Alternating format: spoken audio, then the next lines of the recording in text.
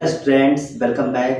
कई बार हम लोगों को अपनी डेली लाइफ में इस प्रकार के सेंटेंस को बोलना पड़ता है, जैसे जब तक मैं हाँ नहीं कहूँगा कोई नहीं हिलेगा, जब तक मैं हाँ नहीं कहूँगा कोई नहीं जाएगा, जब तक मैं हाँ नहीं कहूँगा कोई नहीं खेलेगा, जब तक मैं हाँ नहीं कहूँगा कोई नहीं खाएगा। तो क्या आप लोग जानते हैं कि इस प्रकार के सेंटेंस को इंग्लिश में कैसे बोला जाता है? अगर नहीं जानते हैं तो वीडियो में शुरू से। हेलो दोस्तों, कई बार हम लोगों को अपनी डेली लाइफ में इस प्रकार के सेंटेंस को बोलना पड़ता है, जैसे जब तक मैं हाँ नहीं कहूँगा कोई नहीं हिलेगा, जब तक मैं हाँ नहीं कहूँगा कोई नहीं जाएगा, जब तक मैं हाँ नहीं कहूँगा कोई नहीं खेलेगा, जब तक मैं हाँ नहीं कहूँगा कोई नहीं खाएगा। तो क्या आप लोग जानते हैं कि इस प्रकार के सेंटेंस को इंग्लिश में कैसे बोला जाता है? अगर नहीं जानते हैं तो वीडियो में शुरू से अंत तक बने रहिए। तो चलिए हम लोग वीडियो को शुरू करते हैं। और सबसे पहले हम लोग स्ट्रक्चर देख लेते हैं कि इस प्रकार के सेंटेंस को इंग्लिश में बोलने के लिए हमें कौन सा स्ट्रक्चर का यूज करना होगा। तो चलिए वीडियो को शुरू करते हैं। सबसे पहले हमें लिखना पड़ता है अनटिल। उसके बाद हमें लिखना होगा सब्जेक्ट के बाद हम लिखेंगे जो भी वर्ब रहेगी हमारी वर्ब रहेगी। उसके बाद हम लिखेंगे यस, फिर उसके बाद हम कामा लगाएंगे। उसके बाद हम लिखेंगे नोबॉडी, फिर उसके बाद हमें लिखना है विल, फिर उसके बाद हम लिखेंगे फिर से जो वर्ब आएगी वहाँ पे वर्ब लिख देंगे। ये हमारा स्ट्रक्चर कंप्लीट हो जाता है। चलिए अब इसी स्ट्रक्चर का यूज़ करके हम लोग चारों सेंटेंस को वन बाय वन मतलब एक एक करके आसानी से हम लोग ट्रांसलेट करते हैं, ताकि आपका कॉन्सेप्ट क्लियर हो सके। तो चलिए हम लोग वीडियो में आगे बढ़ते हैं। सबसे पहला सेंटेंस दिया हुआ है कि जब तक मैं हाँ नहीं कहूँगा कोई नहीं लेगा। तो यहाँ पे देखिए, जब तक के लिए हमें सबसे पहले लिखना पड़ेगा अनटिल।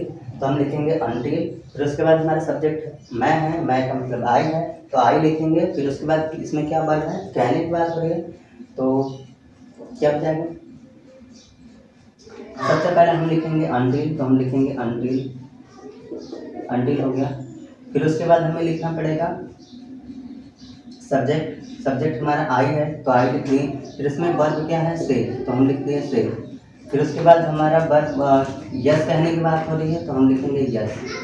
तो फिर यहाँ पे काम लगा देंगे अनटिल आई से यस। फिर उसके बाद काम लगाएंगे, फिर लिखेंगे हमारा दूसरा सब्जेक्ट है नोबॉडी मतलब कोई नहीं। फिर उसके बाद ये हमारा टेंस फ्यूचर में आएगा तो हम लिखेंगे विल। फिर उसके बाद हिलने की बात हो रही है तो हिलना होता है मूव। तो बन गया सेंटेंस। देखिए, जब तक मैं हाँ नहीं कहूँगा कोई नहीं हिलेगा, तो इसका इंग्लिश हो गया अनटिल आई से यस नोबॉडी विल मूव। दूसरा सेंटेंस दिया, जब तक मैं हाँ नहीं कहूँगा कोई नहीं जाएगा। तो इसे इंग्लिश में बनाएंगे। सबसे पहले हमें लिखना है अनटिल, तो हम लिखेंगे अनटिल। फिर उसके बाद हम बनाएंगे सब्जेक्ट हमारा, लिखेंगे सब्जेक्ट हमारा आई है और उसके बाद हमारा वर्ब है से, तो हम लिखेंगे से। फिर यस कहने की बात होगी तो हम लिखेंगे यस, फिर लगाएंगे काम। फिर उसके बाद हम लिखेंगे नोबॉडी, क्योंकि कोई नहीं की बात हो रही है तो हम लिखेंगे नोबॉडी। फिर उसके बाद टेंस हमारा फ्यूचर में बनता है तो हम लिखेंगे विल, और यहाँ पे जाने की बात हो रही है तो हम लिख देंगे गो। तो देखिए, जब तक मैं हाँ नहीं कहूँगा कोई नहीं जाएगा, तो इसका इंग्लिश बन गया अनटिल आई से yes nobody will go. Until I से यस नोबॉडी विल गो। तीसरा दिया, जब तक मैं हाँ नहीं कहूँगा कोई नहीं खेलेगा।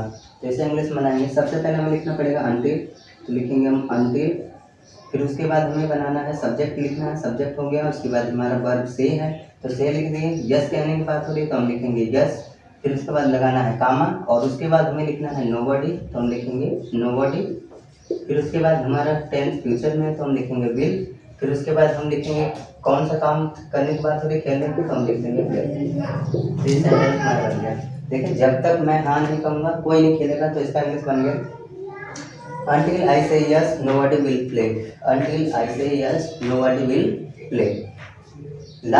चौथा और लास्ट सेंटेंस हमारा दिया हुआ, जब तक मैं हाँ नहीं कहूँगा कोई नहीं जाए, जब तक मैं हाँ नहीं कहूँगा कोई नहीं खाएगा। तो इसे इंग्लिश में बनाएंगे। सबसे पहले हमें उसी सबकी तरह लिखना पड़ेगा अनटिल, तो हम लिखेंगे अनटिल। फिर उसके बाद हमें लिखना है सब्जेक्ट हमारा आई है। फिर लिखना है वर्ब हमारा से है। फिर उसके बाद लिखेंगे यस कहना है तो यस करेंगे। फिर उसके बाद कामा लगाएंगे, फिर लिखेंगे नोबॉडी, तो यहाँ पे लिख देंगे हम नोबॉडी। फिर उसके बाद टेंस हमारा फ्यूचर में है तो हम लिख देंगे विल।